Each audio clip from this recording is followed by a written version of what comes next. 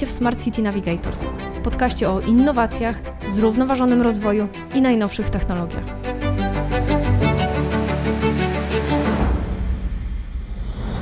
Ten podcast tworzy dla Was Navi Parking.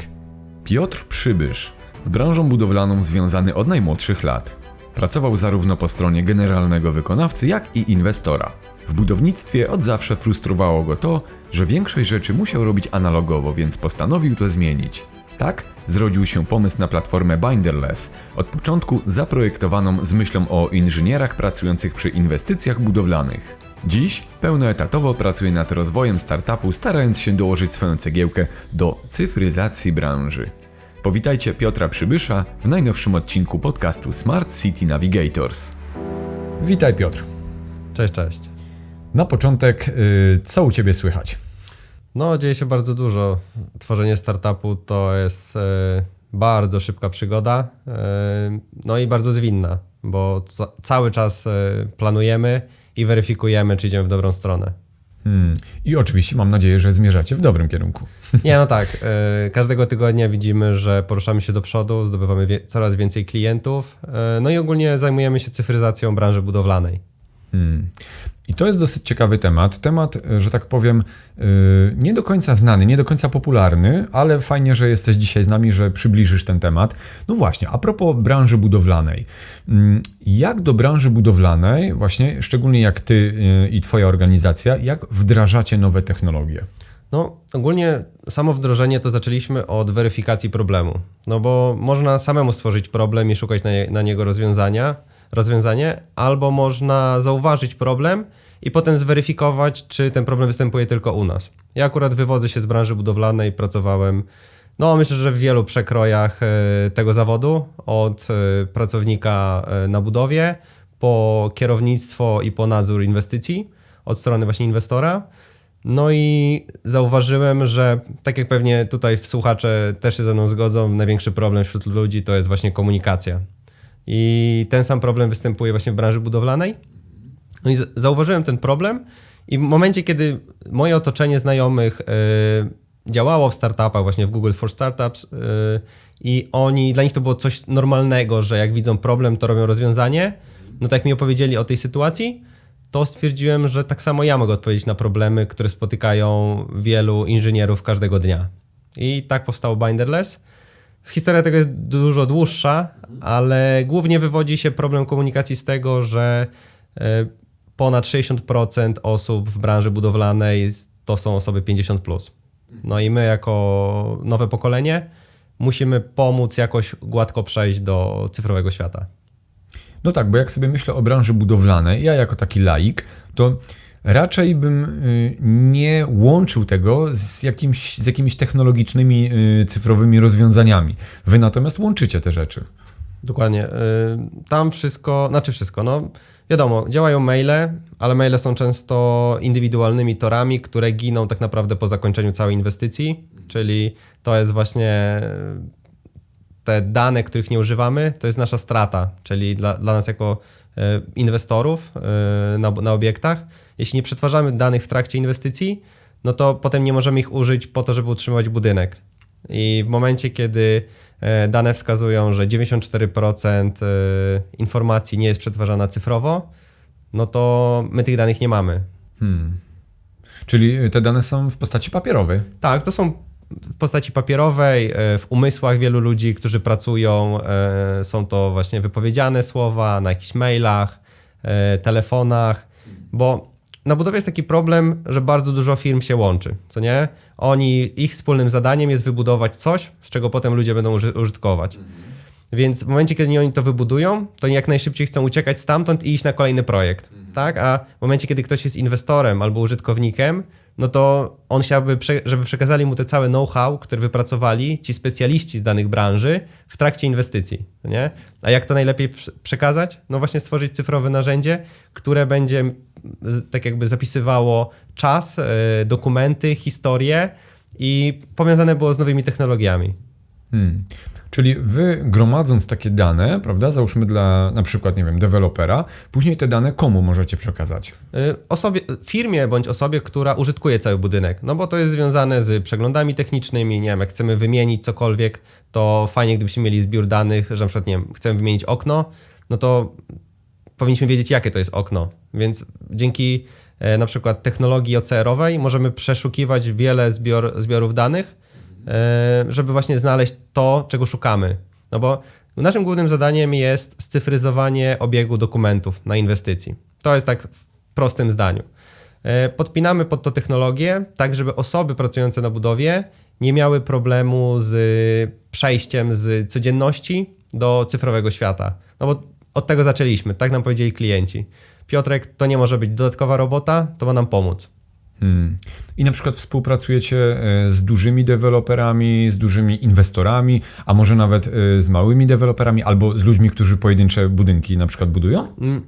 My skupiamy się na rynku B2B, nie skupiamy się na klientach indywidualnych, którzy budują domy jednorodzinne, no bo jednak trudno jest zarządzić firmami takimi jednoosobowymi, które no tutaj na przykład nie wiem, przyjdą ułożyć płytki, no i oni też chcą przyjść zrobić płytki i pójść do domu, co nie? Więc to jest bardzo trudne. Bardziej się skupiamy na projektach, które są powiedzmy powyżej 1 miliona, bo też chcemy wyedukować tą branżę, że projekt nie musi być 100 milionowy, żeby móc używać cyfrowego narzędzia. Współpracujemy właśnie z klientami, inwestorami zastępczymi. To są też takie podmioty, które wspierają inwestora, bo mają bardzo duże doświadczenie w prowadzeniu inwestycji, więc dajemy im narzędzie, które podnosi ich jakość usług, bo jest cyfrowe. No i też współpracujemy z inwestorami, którzy potem użytkują te budynki. Czyli wy dostarczacie im jakby cyfrowe narzędzie, jakąś platformę, która to wszystko ogarnia. Dokładnie, wszystko robią z komputera. To nie? Wystarczy im podczepienie do internetu i cały czas widzą, co się dzieje na budowie. Czy ludzie wywiązują się ze swoich obowiązków? No bo w momencie, kiedy masz szeroki proces decyzyjny, no i bardzo dużo informacji, które musisz przetworzyć w ciągu dnia na budowie, bo tam się wszystko zmienia i mówią wszyscy, że tam się nie da nic zaplanować, no ale dzięki temu, że mamy jakiś plan, który się zmienia, to łatwiej jest nam zmieniać ten plan cały czas. No więc robią to bezpośrednio z komputera, z przeglądarki, no i też trochę odpowiadamy na sytuację covidową, co nie? W momencie, kiedy musisz jechać po jeden podpis 6 godzin, to jest takie coś namacalnego, no to możesz odpowiedź otrzymać za 30 minut, co nie? Że kogoś poinformujesz, on dostanie powiadomienie automatycznie, zaloguje się, sprawdzi, co tak naprawdę potrzebujesz i podejmie decyzję. No i dzięki temu, że można łatwo dodawać osoby do procesu decyzyjnego, to zmniejszamy obciążenie umysłowe ryzyka wśród osób decyzyjnych. No bo jeśli podejmujemy decyzję, no to potem boimy się, że jeśli nie zapytaliśmy się kogoś, kto jest na przykład, nie wiem, z branży sanitarnej, no to wzięliśmy całe ryzyko na siebie, a ta potem przyjdzie branża sanitarna i powie, że to nie pasuje. No i wtedy mamy bardzo duże straty i koszty. Tak, albo na przykład strażacy przyjdą i powiedzą, halo, coś tu jest nie tak z tym budynkiem i trzeba, inwestycja zwleka po prostu. Dokładnie, no. My chcemy odpowiedzieć na to, żeby zmniejszyć prawdopodobieństwo opóźnień, bo to są bardzo duże kary tak naprawdę dla generalnego wykonawcy. Tak. Ale wina zawsze no myślę, że w 99% leży po środku, że zarówno zawinił inwestor, jak i zawinił inspektor i generalny wykonawca. No bo ciężko jest potem udowodnić w sądzie, a poza tym każdy chce zrobić inwestycje i na niej albo zarabiać, albo użytkować. Więc nikomu nie zależy, że iść na noże, no bo potem jeszcze łączy nas gwarancja, gdzie ten budynek jest obsługiwany. Tak. Nie? Więc te relacje menedżerskie są bardzo trudne, żeby zarówno zarządzać dużymi pieniędzmi, zarządzać generalnym wykonawcą i utrzymywać jakieś w miarę normalne relacje, bo przez najbliższe 2 lata to jest twój krótki związek. Bo obowiązuje rękojmia jeszcze w tym czasie. Tak. Okej, Piotrek, to powiedz proszę, dlaczego akurat stawiacie na cyfryzację? Dlaczego to jest takim ważnym elementem? No, widzimy też po samych sobie, że cyfryzacja przedsiębiorstwa podnosi bardzo mocno efektywność całego zespołu i dynamikę, bo dynamika pozwala nam się dostosowywać do aktualnych potrzeb, bo każdy biznes po kilku latach jest nowym biznesem. Nie ma takich samych, bo jeśli ktoś uważa, że będzie robił to samo, to prawdopodobnie już nie ma tej firmy. Zauważyliśmy w raportach właśnie a propos tej cyfryzacji i właśnie wskaźnika wzrostu produktywności branży, że jest to jedna z najmniej cyfryzowanych branży. I od ostatnich 20 lat ten wskaźnik właśnie wzrósł o 1%. To nie? Jest to Nisza. Jest to bardzo duża nisza i ja to widzę, że po prostu to jest związane z tym, że inwestycje się dzieją i się kończą, co nie? I budynek jest oddawany i się robi kolejną, a ciężko jest potem zarządzać tymi danymi i zarządzać tym budynkiem, żeby one były powiązane. To jest właśnie też związane ze Smart City, co nie? Jak się to robi, to trzeba to zaplanować kompleksowo, żeby systemy ze sobą się porozumiewały. Ale wiesz, tak teraz myślę, jak to mówisz, że czy nie jest tak, bo panuje takie przeświadczenie, że na przykład deweloper buduje budynek, później 2 lata rękojmi i po prostu odcina jakby totalnie grubą krechą i chce się stamtąd po prostu, że tak powiem, wymiksować i nie mieć z tym nic wspólnego dalej. Więc w pewnym sensie, jaka jest tutaj zachęta, jakby z twojej strony, dla inwestorów, którzy już na etapie budowania powinni mieć gdzieś z tyłu głowy to, żeby właśnie przekazać jakąś scyfryzowaną pulę danych, chociażby do przyszłego zarządcy budynku. Bo to wszystko jest właśnie związane z tym know-how ludzi, którzy budują ten obiekt. Co nie? To są specjaliści danych profilów właśnie branży, czy to jest branża sanitarna, elektryczna, czy jeśli mamy na przykład branżę farmaceutyczną, no to tam też są działy walidacji i to są bardzo inteligentni ludzie w swoich dziedzinach. No i rolą każdego menadżera powinno być wydobyć od nich jak najwięcej informacji w momencie, kiedy oni są. Bo wiemy, że jeśli pójdą na kolejny projekt, no to nie będą mieć dla nas za dużo czasu, bo oni będą wtedy skupieni na czymś innym. No więc jeśli damy im narzędzie, gdzie będą mogli, to można powiedzieć taki zeszyt cyfrowy, gdzie będą mogli spisać tą całą swoją wiedzę i know-how, które wytworzyli w trakcie inwestycji, no to know-how zostaje u inwestora. Nie? I on może nim zarządzać. Mamy XXI wiek i wiemy, że dane to jest wartość. Tylko właśnie przez naszą platformę pomagamy obrabiać te dane, żeby można było je użyć, no bo same dane nic nam nie dają. To prawda. Inwestor powinien pomyśleć już na etapie planowania i realizacji, żeby włączyć cyfrowe narzędzia, bo tylko dzięki temu może zarządzić obiektem po skończonej gwarancji. No bo jeszcze ten okres gwarancji, kiedy mamy zakończenie budowy, jest przekazanie do użytkowania, i generalny wykonawca ogólnie wyjeżdża z placu budowy, użytkownik już zaczyna się zaznajmiać z systemem, użytkować, przemysł, to zaczyna się produkcja i przez te 2 lata jest taki czas, kiedy jak cokolwiek się stanie z systemem, no to generalny wykonawca wspiera tego inwestora. No i ten moment, kiedy wiesz, rozdysponujesz ludzi do danych dziedzin, jest bardzo trudny, bo to są nowe rzeczy, musisz mieć nowe etaty i kimś musisz to zagospodarować. No i często ich włączają dopiero na koniec, nie? Czyli to jest twój nowy projekt, będziesz tym zarządzał. I no super, szefie, od zera. Super szefie, ale co ja mam zrobić? No i wtedy on mówi tak, zobacz, to jest dokumentacja powykonawcza, bo dokumentacja powykonawcza wychodzi właśnie z prawa budowlanego, że musi być przekazana wraz z zakończeniem inwestycji, no i to jest też w umowie zapisane i to się przekazuje w segregatorach i na pendrive'ie, no nie? Czyli wyobraź sobie, że masz masy folderów, to na pendrive'ie jest jeszcze spoko, bo można sobie to cyfrowo zarządzać, poukładać. No ale dostajesz, nie wiem, tak jak tutaj jesteśmy w tym pokoju, masz cały pokój dokumentacji, podziałem na branżę. No i w momencie, kiedy chcesz zaplanować jakąś modyfikację, no to jest ciężko. No i to też zależy od twoich relacji z tym generalnym wykonawcą, bo jeśli miałeś dobre relacje i inspektorzy wykonywali prawidłowo swoją pracę, to ta dokumentacja jest wyższej jakości, co nie? Bo ona jest bardziej dokładna. Wszystko poukładane, wszystkie informacje zawarte są w tej dokumentacji. No a jeśli ta kontrola była słaba tych inspektorów, no to w większości danych możesz nie mieć. No branża budowlana kiedyś była bardzo trudna i dużo rzeczy były robione, można powiedzieć, w kuluarach.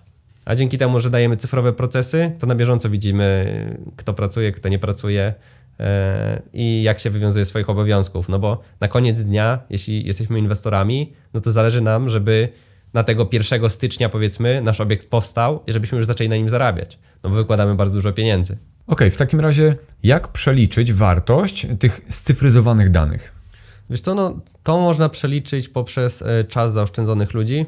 My zrobiliśmy sobie taki kalkulator, żeby przeliczyć ilość wniosków, które są procesowane na inwestycjach. No i obliczyliśmy, że na jednym wniosku, nawet gdybyśmy zaoszczędzili 3 minuty, no to wdrożenie takiej platformy, no to nijak się ma z ceną pracy ludzi, zwłaszcza, że to wszystko się wzrasta. No a jak mówią na przykład, nie wiem, raporty EUBIM-u, Task Groupu, no to oni wdrażając innowacyjne narzędzia właśnie zaoszczędzili, mieli takie oszczędności rzędu 15-25% na europejskim rynku. No a w momencie, kiedy 10% oznacza 130 miliardów euro, przepraszam, no to możemy sobie policzyć, jakie to są duże oszczędności. No bo właśnie branża budowlana są bardzo duże pieniądze, nie? I im ciężko jest inwestować w cyfrowe narzędzia, bo mają przed nimi pewne uprzedzenia, że one są ciężkie, że to jest kolejny SAP.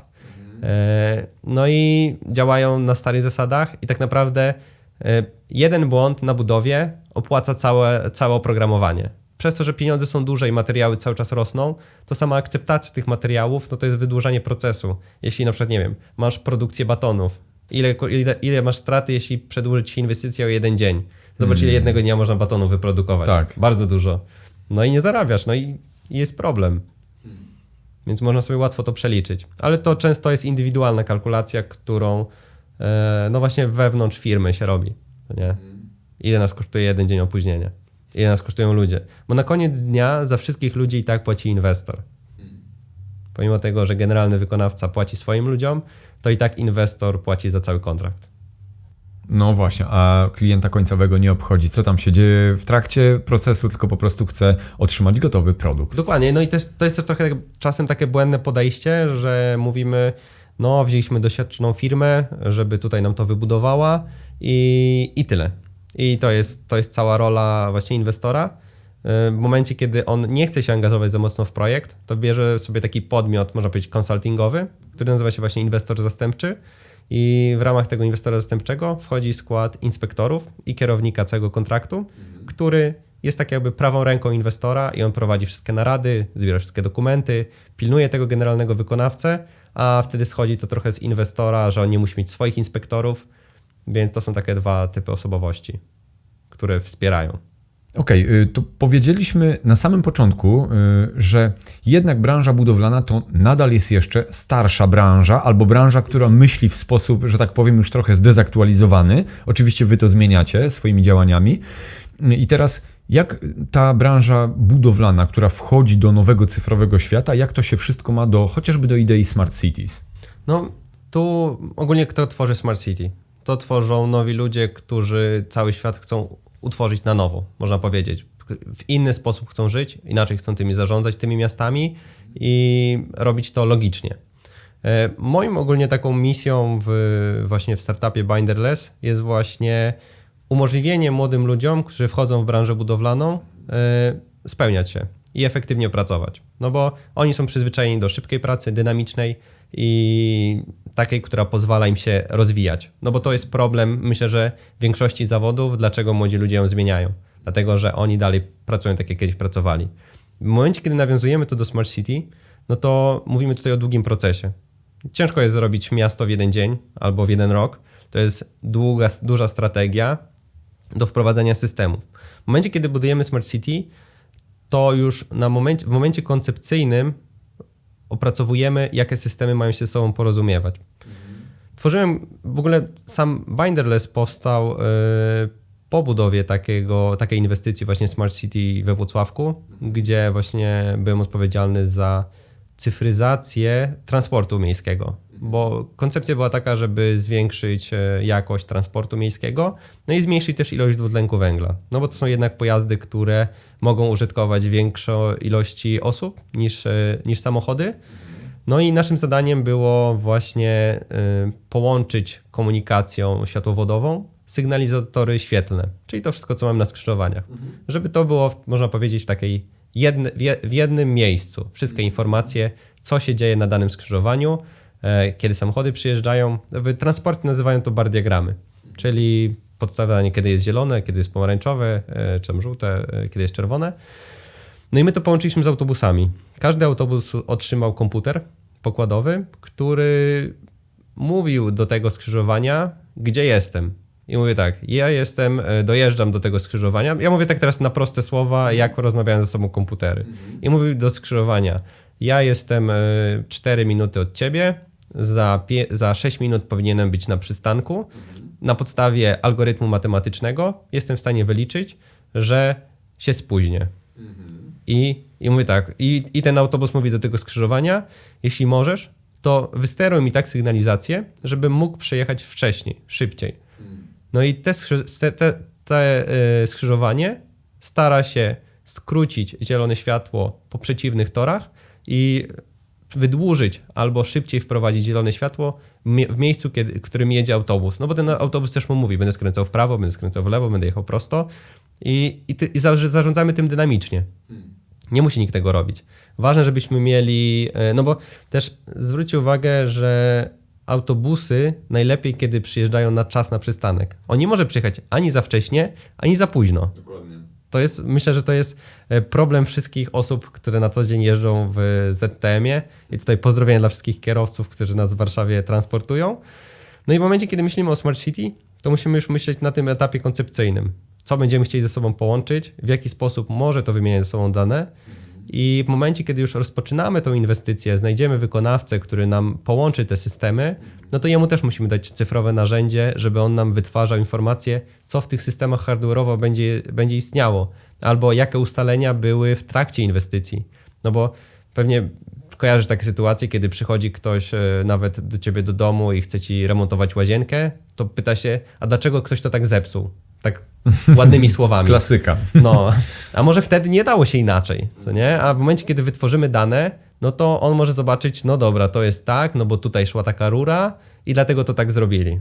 Czyli nie skuwa ci całej łazienki i robi tak samo, tylko on już wie, co uwzględnić, ma też projekty. No bo w momencie, jeśli nie masz projektów, to nie masz nic. No a wyobraź sobie, że miałeś obiekt, który był budowany 5 lat temu, już żadna z tamtych osób nie pracuje. No pewnie jakbyśmy wzięli jakieś dane statystyczne, no to byśmy zobaczyli, że ile lat pracują ludzie w danym zawodzie i potem zmieniają, bo chcą się rozwijać. No to tak naprawdę dajemy pracownika, który będzie nam zawsze wierny i on będzie cyfrowy. Tak zwany bliźniak. Super, powiem Ci, podoba mi się ten projekt właśnie a propos Smart City we Włocławku. To jest ciekawe, bo myślę, że właśnie, bo co jest ideą Smart City? Nie tylko, jak ludzie często twierdzą, że to są kamery w mieście i to jest tylko wszechogólna cyfryzacja, bądź też nawet inwigilacja, jak niektórzy twierdzą, ale właśnie, to jest przede wszystkim usprawnianie życia ludzi w mieście. Dokładnie, to jest właśnie usprawnianie i mogę powiedzieć Wam kilka takich informacji, o których nawet możemy nie wiedzieć, że one mogą wpływać na naszą codzienność. No bo zwróćcie uwagę, że jeśli na przykład jedziemy autobusem i chcemy dostać się do miejsca B, tak? I nie wiemy, czy jechać rowerem, czy iść pieszo. No fajnie, gdyby ktoś sprawdził nam pogodę, powiedział, czy za 3 minuty nie będzie padać, bo to nam może powiedzieć, czy najbliższe miejsce z rowerami czy w ogóle ma jakiś rower, że powinien wziąć ten rower i pojechać nim do miejsca B, żebyś zdążył przed deszczem, nie? Tak samo właśnie jest z parkingami. Żeby zarządzać parkingami, no to też musimy udostępniać dane. Jakie jest zatłoczenie na danym parkingu. Dużo Google też obrabia takich informacji na drogach. We Włocławku wdrażaliśmy taką technologię ze Szwajcarii, która mierzyła ilość pojazdów wjeżdżających do miasta. To nie, dzięki temu było wiadomo, jaki jest tabor. No bo to pokazywało, w których miejscach mamy wąskie gardła. Czasem widziałem właśnie, jak studenci z Politechniki, pewnie z transportu, stali na ulicy i liczyli, ile pojazdów przejeżdża daną drogę. My zrobiliśmy to cyfrowo i to mierzyło prędkość pojazdu, typ pojazdu, czy to był rower, czy to był motor, czy to był samochód, czy to był tir. I tak naprawdę było to bezprzewodowe, było zasilane z panelu fotowoltaicznego, miało kartę SIM, która się komunikowała z chmurą i miała czujniki ruchu, czujniki PIR. I ona wysyłała to do systemu. No i takich systemów może być wiele. Tak naprawdę tylko ogranicza nas wyobraźnia i komunikacja międzyludzka, no bo my musieliśmy dogadać się ze Szwajcarami, współpracowaliśmy z czeską firmą, która miała narzędzie do integracji tych systemów. No i z wieloma firmami właśnie z Włocławka i z okolic, które wspierały nas w wybudowaniu chyba 14 km światłowodów w mieście. Super. No i tu wracamy do początku naszej rozmowy. Na samym początku powiedziałeś, że najważniejsza jest komunikacja i to jest to, co wy chcielibyście usprawniać, prawda? Dokładnie. i niezależnie czy jest to komunikacja przy inwestycji jakiejś budowlanej, jakichś osób pomiędzy spółkami, pomiędzy firmami, czy jest to na przykład komunikacja cyfrowa pomiędzy danymi urządzeniami. Fajnie, że jesteście wy, bo możecie coś takiego przedstawić jako nową wersję właśnie rzeczywistości, która w zasadzie już się manifestuje w naszym świecie, no bo stary świat już troszkę jest zdezaktualizowany, że tak powiem. Tak, dokładnie. No, my staramy się wykorzystywać najnowsze technologie, które cały czas są aktualizowane, bo nie chcemy też koła na nowo wymyślać i integrujemy się na przykład z OCR-em Google'a, który pomaga nam przeszukiwać dokumenty i rozumieć je tak jak, komputer je rozumie tak jak ludzkie oko. Czyli jeśli on patrzy na zdjęcie, to jeśli na zdjęciu ma jakieś litery, to one mu tworzą zdania i on zapisuje sobie to jako tekst. Jeśli nie mielibyśmy OCR-a, to by był to po prostu plik jako zdjęcie. Przyszłościowo, jak możemy to wykorzystywać, na przykład możemy mierzyć, jaki jest ślad węglowy wbudowany na danym obiekcie. Bo jeśli się zintegrujemy z innym startupem, który mierzy transport na obiekcie, materiałów, które przyjeżdżają i ilości zamawianych tych materiałów, no to dzięki połączeniu tych dwóch systemów my odczytujemy zatwierdzone materiały, no bo każdy materiał na budowie musi być zatwierdzony, czy to jest podłoga, czy to jest cegła, czy to jest kabel. To zatwierdzają inspektorzy, którzy mają ogromną wiedzę i my ich wspieramy w naszej platformie w tych decyzjach. Jesteśmy w stanie u nas odczytać, ile dwutlenku węgla ma dany materiał przy produkcji. No bo to jest też takie odróżnienie, dlaczego mamy wybrać danego kontrahenta. No bo dzisiaj to wygląda tak, że ten nam daje 10 zł taniej, no to zamawiamy z końca Polski i on nam przyjeżdża i nie zastanawiamy się, dlaczego ta droga była tak długa. Nie? No bo dla nas to jest wirtualny punkt, który nam przyjedzie i jest 10 zł taniej. Jak pomnożymy to razy 100, no to mamy 1000 zł oszczędności na jednej rzeczy. W momencie, kiedy inaczej zaczynamy podchodzić do procesu zakupowego, czyli nie jedynym wyznacznikiem jest cena, tylko również carbon footprint, to możemy inaczej wartościować i kupować od sąsiada, u którego tak naprawdę mamy wszystkie dostępne materiały, może jest troszkę droższy, ale jego produkcja jest bardziej ekologiczna. Na przykład ma zielony prąd, tak? Czyli on nie wytwarza tyle dwutlenku węgla. No i nagle tak naprawdę budowa, no to są informacje z transportu i z produkcji. W momencie, kiedy połączymy to w jedno, to mamy big data o tym, ile wyprodukowaliśmy dwutlenku węgla jako generalny wykonawca. A w przyszłości już widzę w Norwegii, że to jest bardzo na topie, żeby to zacząć mierzyć. Właśnie w Anglii, która jest taką, można powiedzieć, wytwórnią nowych pomysłów cyfrowych, no to u nich jest to już też wprowadzane. I w Polsce to zaczyna być, ale ludzie jeszcze trochę to ukrywają, no bo wiadomo, jeśli mają większą produkcję dwutlenku węgla, no to nie chcą się tym chwalić. Poza tym to jest trudne do wymierzenia, do zwymiarowania i bardzo teraz dużo szkoleń jest właśnie w tym kierunku, żeby przedsiębiorstwa zaczynały to analizować i właśnie myśleć pod względem ekologicznym, no bo w takim świecie będziemy potem żyli. A oczywiście chcemy żyć w świecie raczej, żeby było czyste powietrze, atmosfera. No żeby nie było aż tak gorąco w przyszłości, co nie? No bo fajnie byłoby sobie ananasy hodować albo jakieś arbuzy, no ale co jeśli byśmy chcieli mieć grzyby dalej w lesie? No to musimy mieć odpowiednie warunki. Dokładnie. Super. Piotrku, powiem Ci, że naprawdę brzmi to super, to co robicie. Podoba mi się to, że już wdrażacie to, o czym teraz mówisz, że to nie są dopiero pomysły, ani jakieś plany, tylko to już działa, to już fizycznie funkcjonuje. Ja Ci życzę powodzenia, aby Binderless się rozwijało jak najlepiej. Gdzie możemy Was znaleźć w internecie, powiedz? W internecie jesteśmy na LinkedInie, tam właśnie wstawiamy najnowsze informacje z branży budowlanej, tak żeby też edukować ten rynek, no bo edukacja to jest bardzo duży proces. No a wiemy, że to nie jest łatwe z takiej dużej ilości informacji wyciągnąć to, co jest dla nas wartościowe, więc robimy tą pracę za ludzi. No i oczywiście na stronie www.binderless.com, gdzie można zapisywać się właśnie na wersję demo. Wtedy możemy zaprezentować, jak sztuczna inteligencja pomaga w codziennej pracy i w jaki sposób możemy wspierać osoby decyzyjne, które mają bardzo dużo pracy, bardzo dużo maili i tak naprawdę pomagamy im dzięki procesom układać ten chaos. Super. Piotrku, bardzo Ci dziękuję za dzisiejszy podcast. Dziękuję bardzo. Dziękujemy za wysłuchanie tego odcinka podcastu Smart City Navigators. Mamy nadzieję, że spodobała Ci się dzisiejsza audycja. Podziel się swoimi przemyśleniami w komentarzach i nie zapomnij zasubskrybować tego kanału, aby nie przegapić nowego odcinka. Widzimy się i słyszymy już niebawem.